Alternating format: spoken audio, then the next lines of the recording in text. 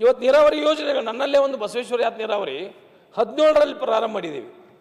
ಈಗ ಮೊನ್ನೆ ಒಂದು 4 ತಿಂಗಳ ಹಿಂದೆ ನೀರನ್ನು ಒಂದು 50% ನೀರನ್ನು ಒಗಿಸಿದ್ದೇವೆ. ಇನ್ನೂ 50% ಕೆಲಸ ಆಗಿ ನಿನ್ನೆನೇ ಮುಖ್ಯಮಂತ್ರಿಗಳು ಸಭೆ ಕರೆದು ಅದಕ್ಕೊಂದು ಚಾಲನೆಯನ್ನು ಕೊಟ್ಟಿದ್ದಾರೆ.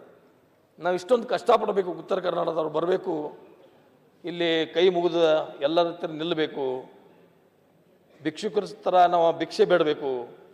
ಆವಾಗ ನಮಗೇನೋ ಒಂದು 100 ಸಲ ಬಂದು ಭಿಕ್ಷೆ ಬೇಡಿದಾಗ ಒಂದೇನೋ ಒಂದು 10 ಪೈಸೆನೋ 20 ಪೈಸೆನೋ ಹಾಕ್ತಾರೆ ನಮ್ಮ ಉಡ್ಯಾಗ ಸರ್.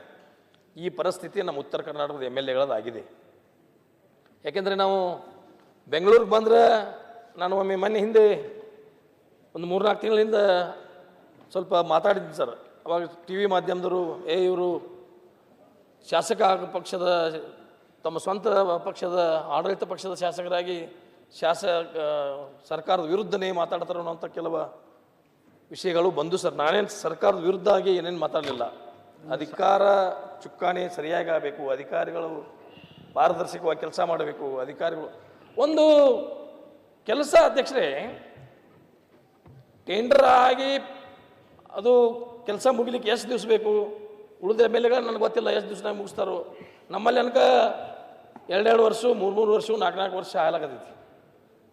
ಒಂದು ಚೇಂಜ್ ಆಫ್ ವರ್ಕ್ ಮಾಡಬೇಕಾದ್ರೆ ಸರ ಚೇಂಜ್ ಆಫ್ ವರ್ಕ್ ಆಗಿ ಅಪ್ರೂವಲ್ ಬೆಂಗಳೂರಿಗೆ ಹೋಗಿ ಮತ್ತು ಇಲ್ಲಿಂದ AWE ಎಜುಕೇಟೆಡ್ ಇಂಜಿನಿಯರ್ ಜಿಲ್ಲಾ ಆಡಳಿತದಿಂದ ಸರ್ಕಾರಕ್ಕೆ ಹೋಗಿ ಬರಬೇಕಾದ್ರೆ 2 ವರ್ಷ ಬೇಕು.